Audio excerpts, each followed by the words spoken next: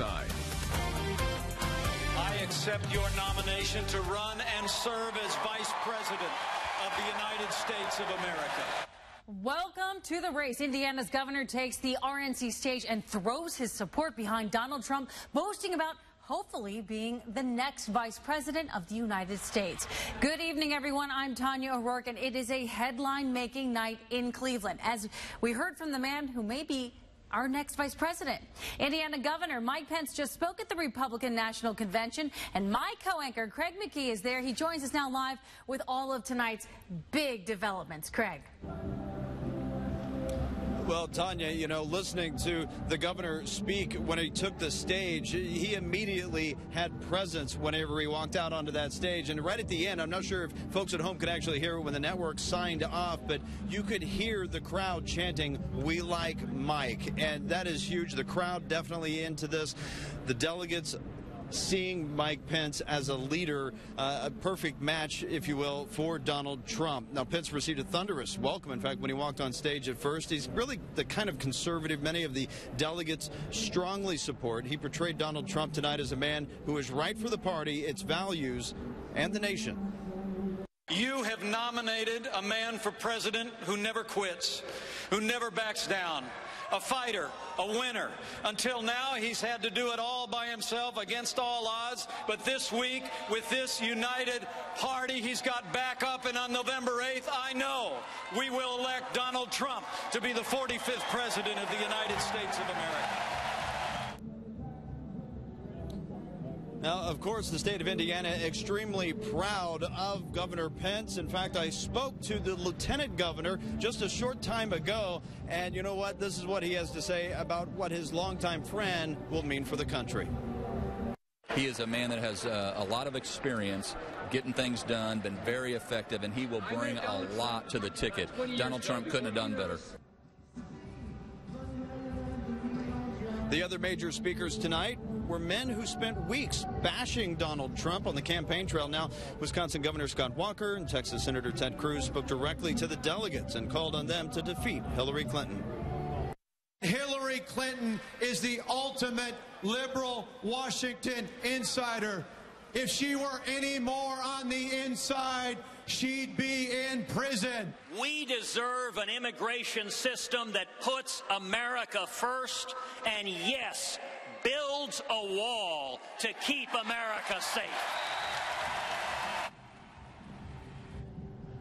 Now, one of the dramatic moments of the night came after Cruz's speech when the New York delegation realized he was not going to endorse Trump at all. And you know what? All those delegates began booing. Those boos rumbled through the entire arena. Then Donald Trump walked into the hall, diverting all the attention from Cruz and his remarks. And then this, Trump's son, Eric, spoke. Dad, you have once again taught us by example. You are my hero. You are my best friend. You are the next president of the United States. Well, Craig, I'm going to interject here. We have seen a lot of effort go into this campaign to unify the party, into this convention, I should say. But by many accounts, it's still divided over Trump. So you're there. What is your sense? How successful are they at pulling the GOP together there at the convention? Well, you said the key word there, unify, and that is really the word that's being coined at every delegate breakfast, no matter which state you're at. We were at the Michigan delegates breakfast one morning, Ohio delegates another, and really any guest speaker that is there from the House Speaker on down, that is the word they're using. Unification, unify. Let's all just move toward one goal here together. But you know what? There are still cracks within the party. Not everyone of the delegates still believes in Donald Trump. Many of them say they don't necessarily believe in him, but they have the one goal, and that is to beat Hillary Clinton come November. And one of the many delegates I spoke to tonight, in fact, actually, Ohio Lieutenant Governor Mary Taylor, here's what she and others had to say. We have to find ways to unify our country. We have to find ways to get people talking about the real issues and talking about the things we have in common or the things we agree on. and set aside the things we disagree on. Donald Trump, he won fair and square, and it's important that the party unify now. It certainly doesn't mean the slinging of the mud is right, but, we all need to come together for a greater cause. It's bigger than us individually. It's bigger than any one person. Now, you know what? It hasn't been peaceful here at the convention. While no major mayhem, there have been a number of protesters here going up against police officers. In fact, today, a number of protesters tried to burn an American flag. 2 officers were injured as a result of that, a fight that broke out as well. In fact, Todd Walker with our Scripps National Bureau has the latest on what happened with that. This was by far the most arrests we have seen all week, but in comparison, it's still not very many. The situation was quickly brought under control, but not before more than a dozen would be under arrest. One of those is no stranger to controversy at Republican conventions. As expected, tensions and protests escalated today. This is video of protesters from the group Revolution Books attempting to light an American flag on fire.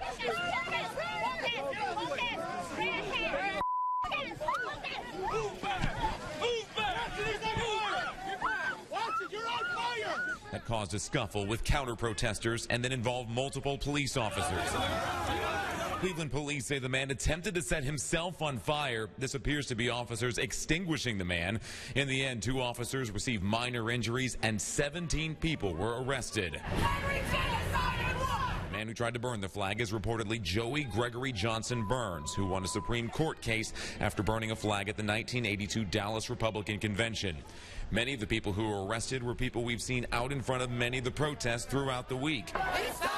It's time! It's time! Police officers from around the country have been brought in to keep demonstrations from getting out of hand, and for the most part, they've been successful. Having a visible presence of officers serves as a deterrent to crime, and we've seen that across the country when it comes to fighting crime. It gives them a sense that it's probably not a good time to do that. Tomorrow, when Donald Trump officially accepts his nomination for president, is when the most intense protests are expected. So far, the flood of law enforcement that's been brought in from across the country here to Cleveland this week has kept things from spiraling out of control. In Cleveland, I'm Todd Walker. Back to you.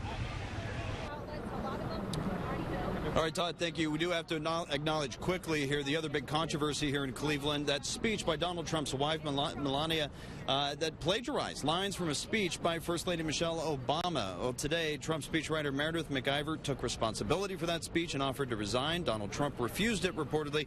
McIver says that she took notes on ideas about the speech while speaking with Trump's wife and didn't realize those direct quotes were, in fact, from the First Lady's speech from several years ago.